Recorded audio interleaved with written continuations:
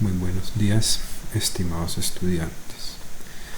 En este módulo de hiperbilirubinemia neonatal vamos a estudiar el metabolismo de la bilirrubina, su relación con la fisiología de la bilirrubina en el recién nacido, su importancia clínica y epidemiológica en el recién nacido, y vamos a hacer un enfoque para entender el abordaje diagnóstico y la principal estrategia terapéutica, que es la fototerapia, en el manejo de la hiperbilirubinemia en el recién nacido. En esta primera parte de este módulo nos centraremos en reconocer la fisiología del recién nacido, del metabolismo, de la bilirrubina en general, pero nos vamos a enfocar en consideraciones importantes del recién nacido y reconocer esta fisiología como un paso para entender las principales causas o etiologías de la ictericia. Posteriormente nos vamos a enfocar en el diagnóstico, entendiendo la diferencia entre la ictericia habitual o fisiológica y las ictericias patológicas, y vamos a estudiar los normogramas para poderlos entender. Y finalmente, un enfoque en el tratamiento, en el recién nacido que requiere tratamiento, principalmente la fototerapia. Debemos iniciar reconociendo que es la patología más frecuente observada en el periodo neonatal. Aparte de que es la patología más frecuente, debemos también reconocer que el 60% o más de los recién nacidos a término hacen ictericia clínica visual, pero muchos de estos, el 40 al 60%, lo hacen en rangos fisiológicos de la bilirrubina o habituales, ¿cierto? Esto es importante porque debemos empezar a diferenciar el recién nacido de todos los que hacen ictericia o hiperbilirubinemia. Debemos empezar a diferenciar quienes requieren un abordaje diagnóstico y terapéutico y quienes simplemente los consideramos como una hiperbilirubinemia habitual que puede seguirse en casa con recomendaciones y no requieren mayor abordaje diagnóstico o terapéutico. Adicionalmente, debemos reconocer que un pequeño porcentaje de recién nacidos hacen hiperbilirubinemias severas, con un riesgo neurológico asociado importante. Adicionalmente, la importancia de este tema es por la morbilidad que se encuentra a corto y largo plazo. La encefalopatía hiperbilirubinémica, recordemos que la bilirrubina indirecta puede ingresar al sistema nervioso central y causar daño. La lesión aguda se reconoce como encefalopatía aguda por hiperbilirubinemia o encefalopatía hiperbilirubinémica, los cambios clínicos agudos, y en la secuela, ya el daño permanente a nivel del sistema nervioso central, se reconoce como kernícteros. Además, este kerníctero es una causa prevenible de parálisis cerebral, y otra cosa importante que debemos reconocer es que la hiperbilirubinemia puede ser un marcador de otras condiciones potencialmente peligrosas del recién nacido, como enfermedades metabólicas, errores innatos del metabolismo y o alteraciones anatómicas importantes, como por ejemplo la atresia de vías biliares. Vamos por favor entonces a leer este artículo que les estoy acá referenciando en la bibliografía del British Medical Journal of Pediatrics, enfocado en la importancia de la ictericia neonatal severa. Vamos a tenerlo en presente, vamos a hacer un resumen y lo vamos a utilizar para nuestro foro de este tema. Entonces, la importancia que debemos tener del por qué evaluar al recién nacido con ictericia o con hiperbilirubinemia, el enfoque de esto y en lo que nos vamos a enfocar es que debemos detectar, evaluar y monitorear al recién nacido que está en riesgo de desarrollar hiperbilirubinemia severa, es decir, el que está en riesgo de realizar un daño neurológico por la hiperbilirubinemia severa. Esto dado al efecto tóxico de la bilirrubina no conjugada en el sistema nervioso central. Entonces recordemos nuestro enfoque de riesgo. Es importante nuestro enfoque de riesgo, dado de que debemos detectar para poder realizar y hacer un plan de manejo preventivo en el niño que tiene riesgo de hacer hiperbilirubinemia severa y posible daño neurológico. ¿Cómo vamos a estudiar? ¿Cómo lo vamos a detectar? ¿Y cómo lo vamos a seguir? Sería el objetivo principal. Bueno, vamos a empezar aquí entonces entendiendo el metabolismo de la bilirrubina. Les recomiendo también, por favor, que lean este artículo para entenderlo mejor y poder empezar a enfocar este metabolismo en las causas etiológicas de la hiperbilirubinemia en el recién nacido. Entonces, la bilirrubina es el producto de degradación del grupo M. El grupo M viene o proviene principalmente del metabolismo del glóbulo rojo, de la hemoglobina presente en el glóbulo rojo, y también de otras proteínas, de la mioglobina o de las catalasas.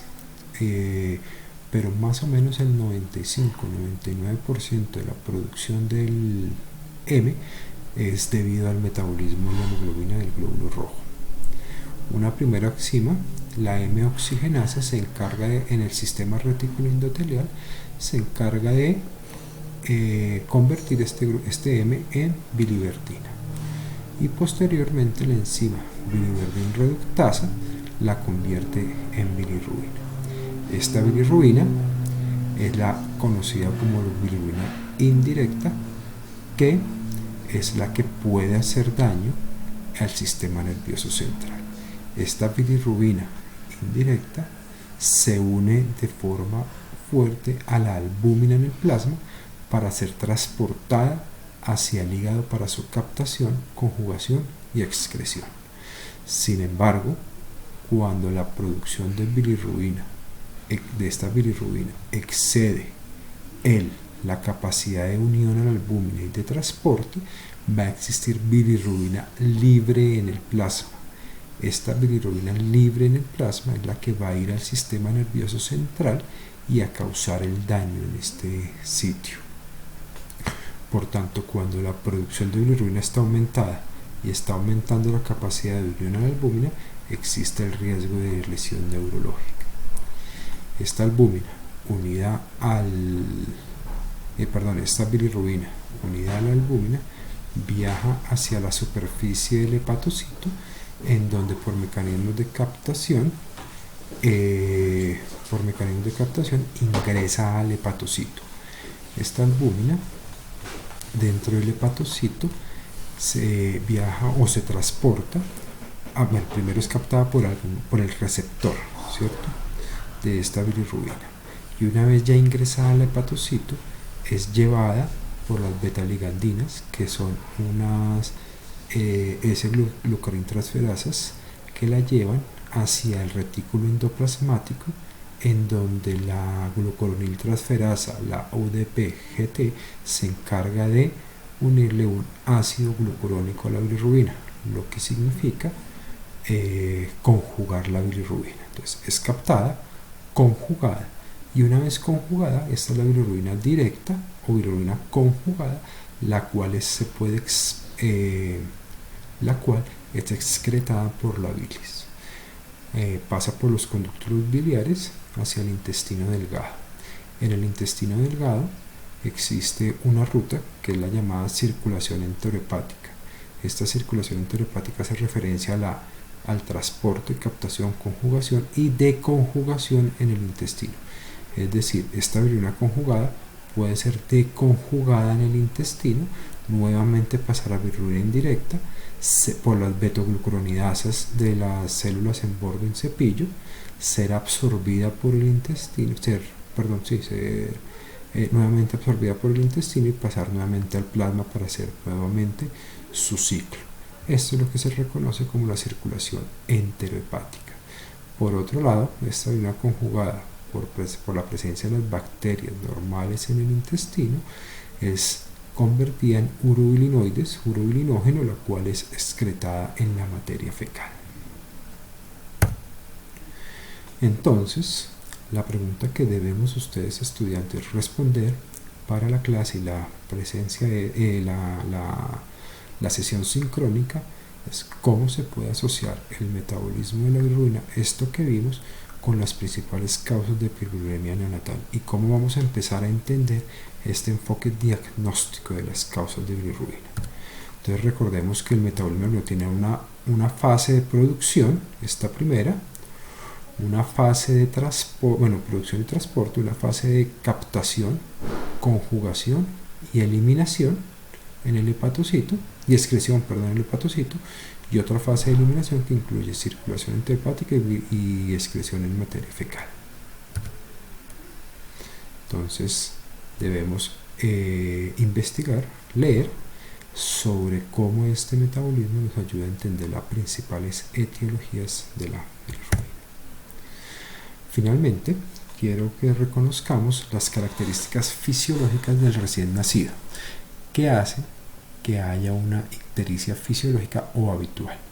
Entonces, primero, la masa del eritrocito del recién nacido normal se encuentra en promedio en 60%, pudiendo ser entre 55 y 65%.